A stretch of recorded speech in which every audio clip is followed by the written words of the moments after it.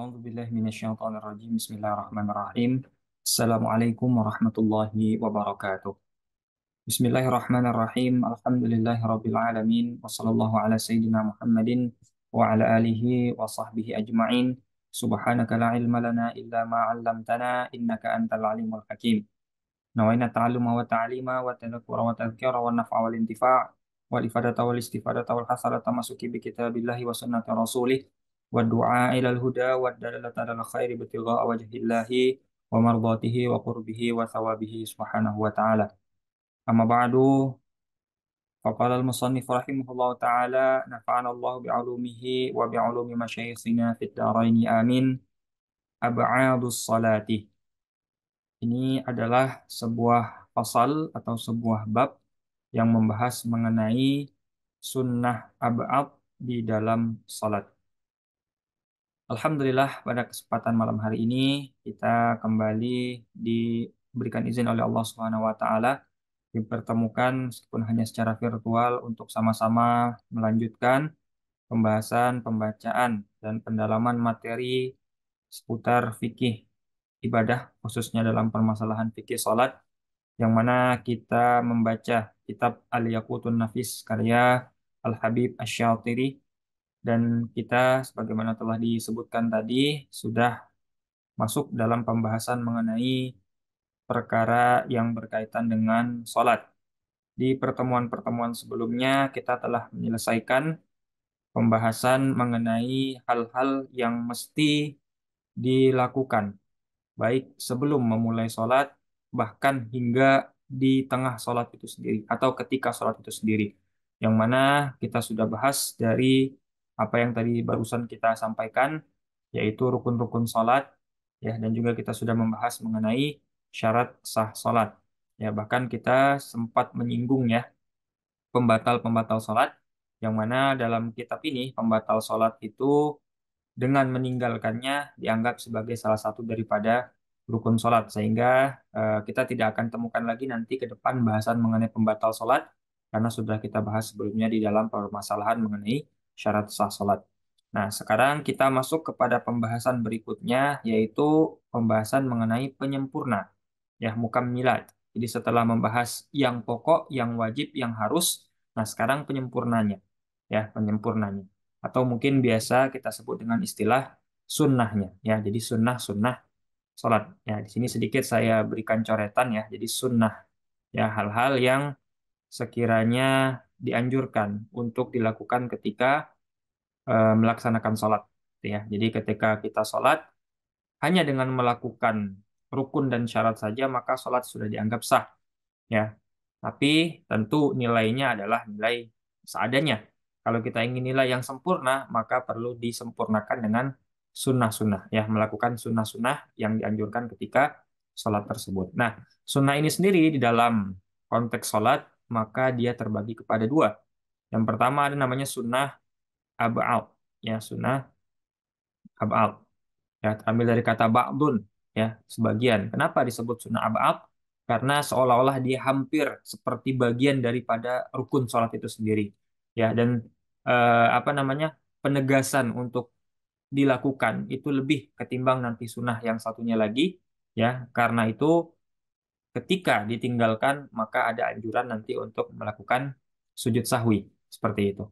Ya, maka dalam hal ini ketika ada apa namanya anjuran yang semacam itu, ya dia sudah seperti seolah-olah rukun, meskipun dia pada dasarnya bukan rukun, ya karena orang mengerjakannya, ya karena kalau tidak dikerjakan ada anjuran lain yang harus dilakukan yaitu melakukan sujud sahwi. Nah, sementara yang kedua adalah sunnah hayat namanya. Nah, sunnah hayat ini adalah atau bisa kita katakan bentuk lain daripada sunnah abad, yaitu kalau sunnah abad dianjurkan untuk menggantinya dengan sujud sahwi ketika tidak dilakukan, sementara sunnah hayat itu tidak ada anjuran yang semacam itu. Jadi secara umum, sunnah itu adalah hal-hal yang dianjurkan untuk dikerjakan ketika dalam sholat.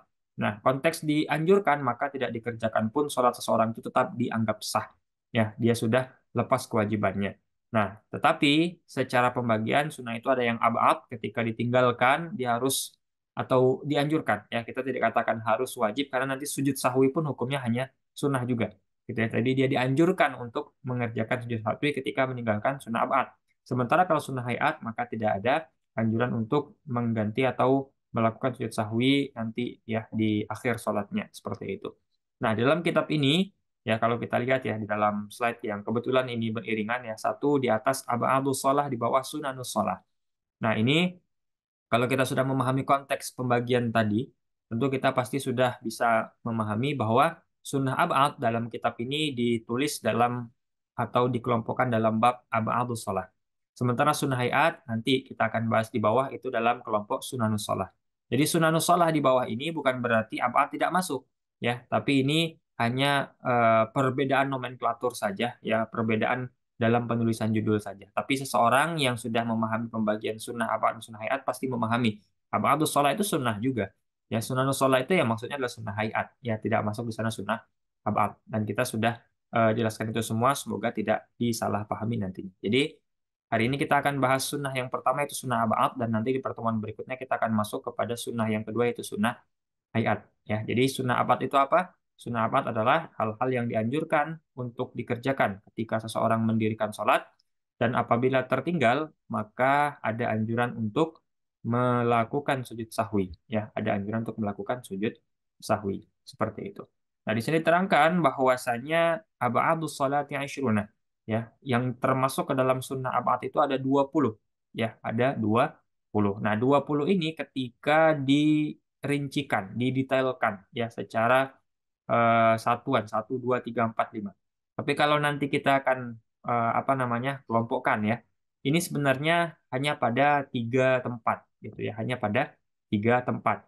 Yang pertama adalah ketika i'tidal ya, i'tidal rakaat kedua sholat subuh atau rakaat terakhir sholat witir di separuh akhir Ramadan. Ya, jadi ketika i'tidal, sederhananya seperti itu. Kemudian yang kedua ketika tasyahud awal, dan yang ketiga ketika tasyahud akhir. Jadi secara tempat cuma 3 itu nanti potensi ada sunnah abad di situ. Dan kita akan lihat nanti apa saja sunnah abad ketika yang tidak tadi ya, dengan tidak semua itu ya, tidak dengan rincian yang tadi kita sebutkan sedikit. Kemudian ketika tasyahud awal, begitu pun ketika tasyahud akhir. Nah, kita masuk ke pengelompokan pertama yaitu sunnah abad yang tempat melakukannya adalah ketika i'tidal. Dan ini sebelumnya kita akan bahas dulu ya, i'tidalnya tidak semua i'tidal, tetapi hanya pada waktu tertentu. Yaitu kapan? Ketika sholat subuh di rokaat kedua. Jadi i'tidal rokaat kedua sholat subuh, ya, atau rokaat terakhir sholat witir di separuh terakhir Ramadan. Jadi malam ke-16 sampai dengan malam ke-30, ya, atau malam ke-29.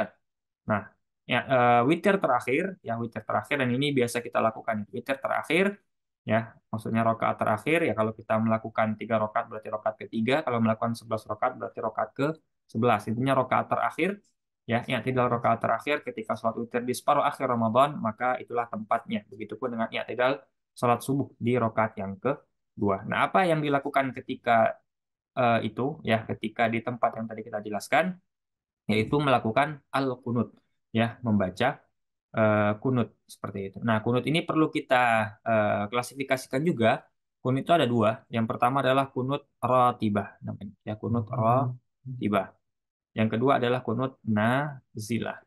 Oke, kita masuk ke yang kedua dulu. Apa itu kunut nazilah? Kunut nazilah adalah kunut yang dibaca, ya, dianjurkan untuk dibaca ketika terjadi suatu musibah, bencana, dan sebagainya. Dan ini mungkin sering ya belakangan ini kita lakukan, terutama mungkin ketika masa pandemi COVID kemarin ya, ketika itu ya ada anjuran dari pemerintah ya, berdasarkan apa namanya himbauan daripada MUI juga untuk melakukan kunut nazilah. Nah, tempatnya kunut nazilah ini adalah di semua sholat. Jadi kunut nazilah bisa dilakukan di semua sholat, dan tepatnya adalah di rokaat terakhir i'tidal juga. Jadi tetap di i'tidal rokaat terakhir, tapi tidak batas sholat tertentu, bisa dilakukan di semua sholat. Dan adapun kunut nazilah ini disepakati oleh para ulama semuanya ya mengenai anjurannya. Nah, yang kedua adalah rukun rotibah. Nah, kunut rotibah ini adalah kunut yang dianjurkan untuk dibaca pada waktu-waktu tertentu ya, dan termasuk ke dalam kriteria sunnah abad. Jadi yang kita jelaskan tadi ya, kunut ketika subuh atau setengah terakhir Ramadan itu dimasukkan ke dalam kunut rotibah ya, kunut rotibah. Dan ini ada perbedaan pendapat ulama. Nah, perbedaan pendapat antara ada yang menganjurkan, ada yang tidak menganjurkan. Ya, ada sebagian yang kunut subuh, ada sebagian tidak kunut subuh.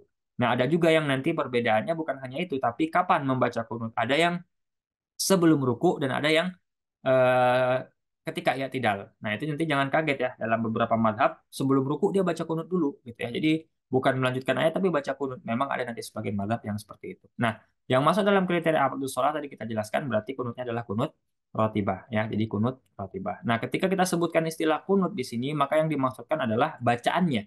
Ya, jadi kalau misalkan salah satu sunnah abad adalah kunut, maka maksudnya apa? Adalah bacaannya. Jadi ini qauli sifatnya ya. Jadi kunut itu maksudnya adalah qauli. Nah, secara minimal seseorang sudah dianggap kunut ketika memenuhi dua hal. Yang pertama adalah dalam kunutnya mengandung doa ya, mengandung doa. Oke, doa. Yang kedua adalah mengandung as-sana ya, pujian. Jadi kalau sudah ada doa dan pujian, maka dia sudah dianggap membaca doa kunut. Seperti itu ya. Jadi kita ini hanya batas minimal dulu ya. Jadi seseorang sudah dianggap berkunut ketika dia sudah dalam lafaznya itu ada mengandung doa dan sana. Bahkan ketika dia baca misalkan Allahumma ghafirli ya ghafur misalkan ya. Allahumma ghafirli ya ghafur. Nah, itu sudah kunut ya, sudah termasuk dia dianggap ya orang yang membaca kunut. Kenapa? Sudah ada doa, Allahumma gfirli, sudah ada sana, ya ghafur, seperti itu. Ya, itu sudah cukup. Ya, bahkan ketika misalkan seorang membaca ayat tertentu dari Al-Qur'an yang mana di sana mengandung doa dan sana juga. Nah, dan mana kita membaca Quran atau ayat tersebut niatnya memang membaca kunut itu pun sudah dianggap sebagai kunut. Misalkan seperti ketika membaca akhir daripada surat Al-Baqarah yang mana itu mengandung doa dan sana ya dengan maksud tujuan adalah kita membaca kunut dengan ayat tersebut seperti itu ya. Jadi yang penting adalah niat.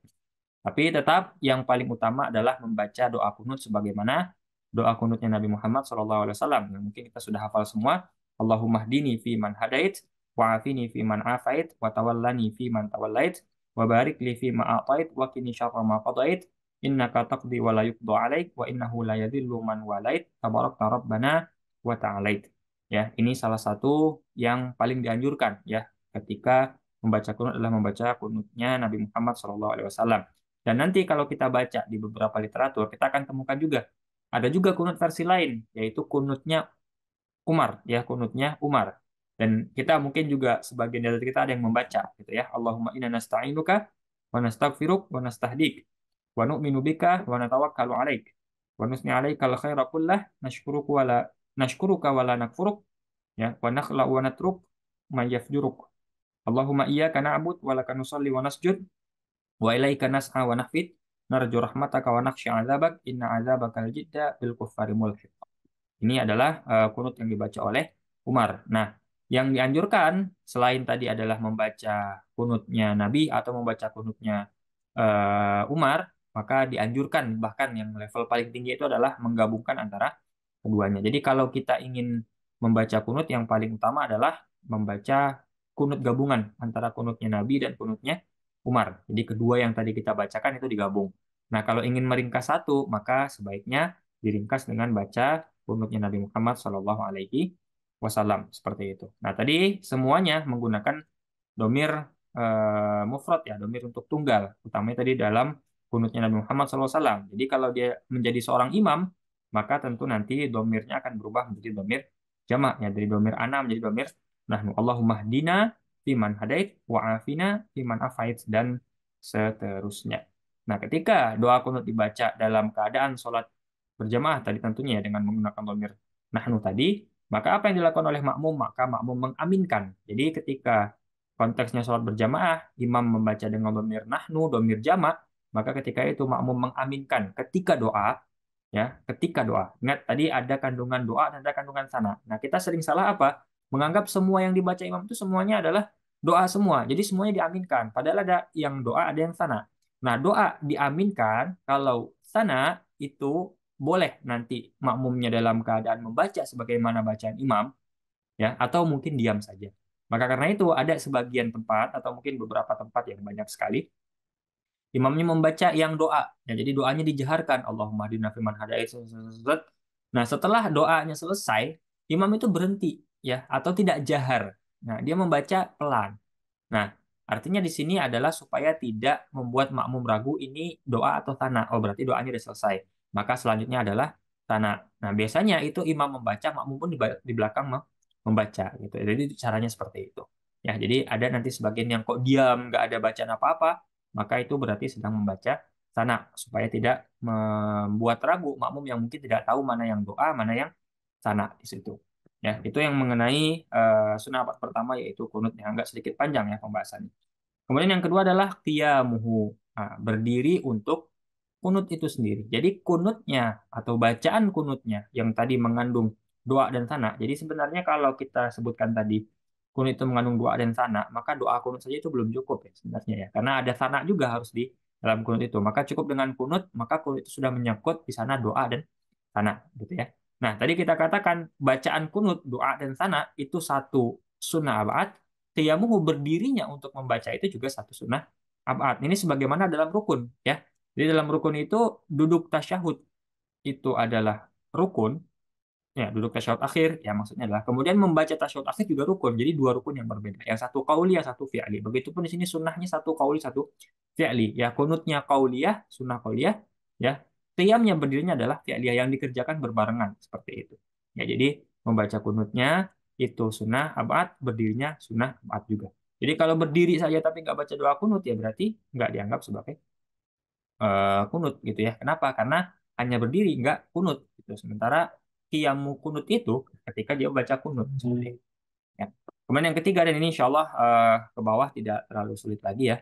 As-salatu ala nabi fi membaca salawat nabi ketika apa namanya kunut tadi. Jadi setelah kunut, setelah doa, sana kemudian sunnah abad berikutnya adalah membaca salawat pada Nabi Muhammad SAW. Ya, wa qiyamuha kemudian berdirinya juga ketika itu ya, wassalamu ala nabi membaca salam. Nah, ini salawat sendiri, salam sendiri ya, wassalat wa qiyamuhu berdiri saat itu juga. Jadi dalam ini juga termasuk sunnahnya berdirinya itu juga. Salawat kepada kepada keluarga Nabi, qiyamuha berdiri saat itu, ya berdiri saat membacanya wassalamu alaihim membaca salam ketika apa namanya afwan kemudian salam kepada keluarga Nabi ya wa qiyamuhu berdirinya juga dianggap sebagai sunnah ba'at kemudian as-salatu ala sahbi ya selawat kepada sahabat berdirinya qiyamuha kemudian salam alaihim membaca salam kepada sahabat juga kemudian berdiri. Nah, ini semuanya sebenarnya kalau kita simpelkan sederhanakan ya yang masuk amal salat itu apa? Membaca kunut kemudian salawat dan salam kepada Nabi, keluarga, dan sahabat gitu. Lalu kemudian nanti berdiri ya dalam keadaan berdiri semua dilakukan itu. Sederhananya seperti itu. Cuma karena dirinci maka akan banyak seperti ini ya. Jadi kunut sendiri, kemudian berdirinya sendiri, salawat Nabi sendiri, berdirinya sendiri, salam kepada nabinya sendiri, berdirinya juga sendiri. Ya, kemudian salawat kepada keluarga sendiri, berdiri sendiri, salam kepada keluarga sendiri, berdiri sendiri, salawat kepada sahabat sendiri, berdiri sendiri, salam kepada apa namanya kepada sahabat sendiri dan game sendiri itu sebenarnya sendiri-sendiri. Tapi kalau secara hitungan sebenarnya kan ini sederhana ya, kunut yang mengandung tadi doa dan sana, kemudian salawat dan salam. Kepada siapa salawat dan salam? Nabi, keluarga Nabi, sahabat Nabi. Ya, nah, salawat salam itu kan biasanya kita sekaligus ya. Wassallallahu ala sayyidina Muhammadin wa ala alihi ya wa sahbihi wa baraka wasallam. Jadi kepada Nabi, kepada keluarga Nabi, kepada sahabat Nabi, kemudian salam. Jadi salawat dan salam ini dipisahkan seperti itu. Jadi makanya jadinya jumlahnya banyak. Nah, ini semua dilakukan tadi dalam satu tempat tadi. Ini satu kelompok berarti ya, satu kelompok itu dibacakan ketika ya tidak rakaat kedua salat subuh atau i'tidal rakaat terakhir dari sholat witir di separuh terakhir Ramadan. Seperti itu, ya malam Ramadan. Kemudian kita masuk ke kelompok kedua yang dibaca ketika tasyahud awal, gitu ya, atau ketika duduk tasyahud awal. Dan tadi sudah kita sebut langsung ya, bahkan ya. Jadi apa yang masuk ke dalam kelompok kedua yaitu tasyahud awal, gitu ya, tasyahud awal. Dan kita sudah bahas ya bacaan tasyahud itu apa. Ya, bacaan tasyahud itu ada empat. Ya, jadi empat itu adalah bacaan tasyahud. Nah, kalau tasyahud awal berarti maksudnya adalah tasyahud yang tidak beriringan dengan salam. Artinya ketika setelah selesai dia tidak salam tapi berdiri untuk rakaat berikutnya. Jadi ini hanya berlaku untuk setiap sholat yang ada memiliki rakaat lebih dari dua gitu ya. Kalau 3 rakaat biasanya di rakaat kedua gitu ya. Kalau 4 rakaat berarti di rakaat kedua juga seperti itu. Sementara kalau sholat 2 rakaat, sholat subuh gitu ya, maka itu tidak ada tasyahud awalnya. Nah, jadi tasyahud awal itu tidak bahas lagi bacaannya karena sudah kita bahas di rukun, itu bacanya sama persis seperti tasyahud akhir. Intinya sebenarnya bukan apa bacaan tasyahud awal, apa bacaan tasyahud akhir. Bacaan tasyahud intinya. Nah, jadi bacaan tasyahud itu 4. Nah, kalau dibaca di ketika tasyahud, ketika yang pertama sebelum apa namanya, sebelum berdiri ke rakaat ketiga, maka itu namanya tasyahud awal. Tapi kalau setelahnya salam, maka itu namanya tasyahud akhir. Bacaannya sama-sama bacaan tasyahud yang 4 yang pernah kita bahas di pembahasan rukun sholat seperti itu. Kemudian waqu'uduhu, duduknya pun juga dianggap sebagai sunnah abad. Jadi tasyahud awal maksud adalah qauliyah ya, membacanya, quote-nya adalah duduknya seperti itu. Nah, ini dirinci lagi. Wassalatu ala nabi fihi, kemudian membaca salawat nabi ketika tasyahud awal. Jadi setelah tasyahud awal lanjutkan dengan salawat nabi ya, waqu'uduha, dan duduknya pun dianggap sebagai sunnah abad. Jadi tasyahud awal, salawat nabi ya di tasyahud awal. Kemudian duduknya untuk membaca dua hal ini dianggap sebagai sunnah abad semua. Itu kelompok yang kedua, seperti itu ya. Kemudian yang ketiga adalah ketika tasyahud akhir. Apa itu? Salawat alal al. Nah, kita tahu ya, kita rincikan dulu nih. Ada salawat Nabi, ada salawat alal al. Ya, kepada Nabi, kepada keluarga ketika sholat itu. Nah, yang rukun yang mana? Salawat Nabi ketika tasyahud akhir. Itu rukun.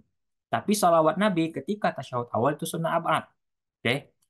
Tasyahud akhir apa namanya, salawat alal al, apa hukumnya? Kalau di tasyahud akhir itu sunnah abad, tapi kalau di tasyahud awal itu hukumnya makruh. Karena ketika tasyahud awal batasnya adalah hanya sampai kepada salawat Nabi gitu ya. Jadi kita rincikan, jadi salawat Nabi apa hukumnya? Ketika dibaca ketika tasyahud awal itu berarti masuknya sunnah abad ya. Tapi ketika tasyahud akhir maka itu termasuk rukun.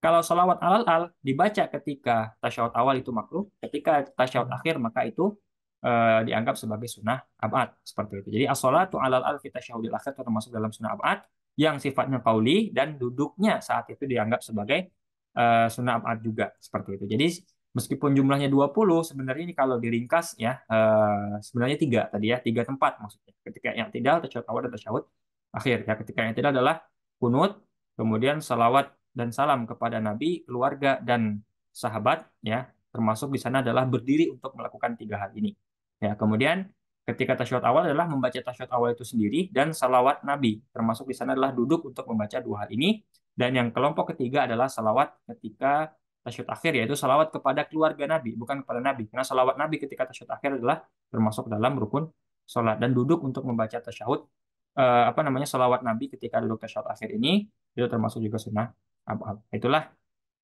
pembagian atau penjelasan mengenai abadus salah atau sunnah abad dalam pertemuan kali ini. Berarti kita sudah menyelesaikan salah satu bagian daripada sunnah salat, dan insya Allah kita akan masuk ke pertemuan berikutnya mengenai sunnah yang kedua, yaitu sunnah hayat insya Allah.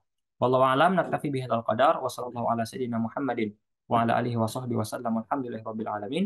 Akhirul kalam, wabillahi taufiq wal hidayah. Wassalamualaikum warahmatullahi wabarakatuh.